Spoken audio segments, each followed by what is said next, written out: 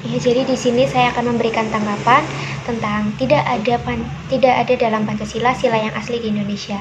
Ideologi Pancasila bersumber dari budaya yang dimiliki oleh bangsa Indonesia sendiri, kemudian disublimasikan menjadi suatu prinsip hidup kebangsaan dan kenegaraan bagi bangsa Indonesia. Arah dari teknologi Pancasila itu sendiri menjadikan Indonesia sebagai negara berdaulat penuh dan mempersatukan Kebhinneka Tunggal Ikaan. Buktinya, dengan adanya ideologi Pancasila, keragaman di Indonesia dari suku, agama, dan budaya tetap terjaga dan harmonis. Saya sendiri yakin, sebagaimana Gerung, kalau Pancasila itu juga diambil oleh Bung Karno dari nilai-nilai yang ada di luar Indonesia. Kita tahu, Bapak Bung Karno dan juga Bapak pendiri kita yang lain adalah orang-orang yang luas pengetahuannya dan tidak enggan dengan segala sesuatu yang dari luar. Kita ingat Bung Karno pada masa mudanya menulis nasionalisme, Marxisme, dan agama, dan begitu juga Bung Hatta. Ia misalnya tak segan-segan menggunakan analisis Marxis manakala melihat ketidakadilan terjadi pada rakyat Indonesia pada masa itu.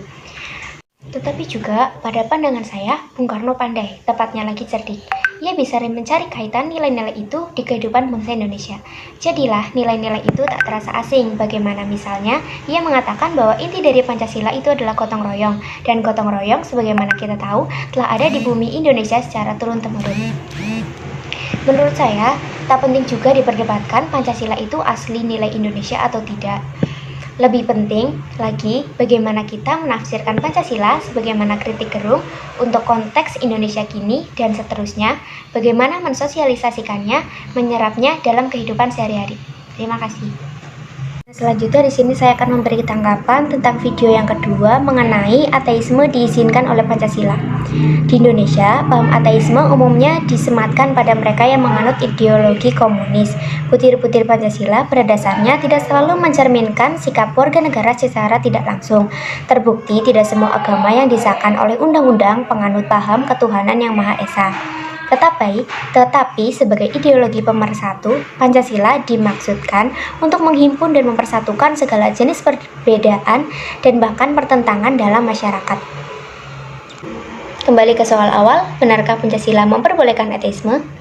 Pancasila itu bersifat hierarkis, yaitu urutan bertingkat-tingkat di mana setiap butir memberi nafas dan mengiringi butir-butir lainnya, sehingga Pancasila dapat dipahami secara tunggal dan tak terpisah-pisah. Ideologi dan sistem yang diberlakukan di negeri ini sangat membolehkan seseorang untuk menjadi ateis. Bahkan itu menjadi pilihan bebas sebagai hak yang dilindungi oleh undang-undang. Tidaklah mungkin di atas sendi demokrasi keyakinan yang diinterferensi oleh kelompok dan keyakinan tertentu.